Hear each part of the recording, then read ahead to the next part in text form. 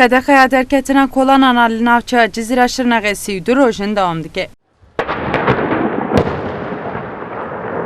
Li kolana yaylaya Taxacudiyê cîranên Mahmud û Selamet Şahîn yên ku ev 4 rojên ji wan agahî nedahatgirtin îro çûn mala wan. Cîranên ku çûn malê her du kes bawayekî hatine înfazkirî dîtin. Piştî şeniyên Taxê bi vê yekê hesiyan cenazeyên wan rakirine xweşxaneya dewletê ya Cizîrê. Li Taxa Nûrê jî cenazê welatiyê bi navê Abdulmenaf Yilmazê di gulebaranê de jiyana xwe ji desta li gel dixwaze cenazê wî bigire jî ji ber gulebaranê nekarin cenazê werbigirin.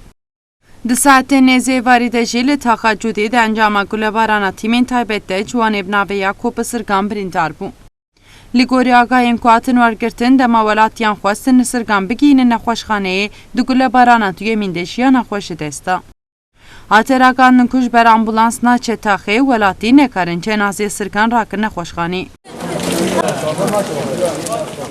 Şeniyên Taxa Nûrê jî diyar kirin ku hêzên dewletî yên ketine Taxê kaza zirar nedane malê bi wan didin îmsekirin.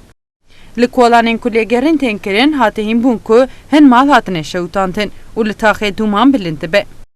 Cenazê Galip Mübaris û Veysê Elçî yên ku li Cizîrê de encama gulebaranê de jiyana xwe ji desta bûn û cenazê şandibûn Şirnexê îro piştîkarê otopsiyanên Cizîrê.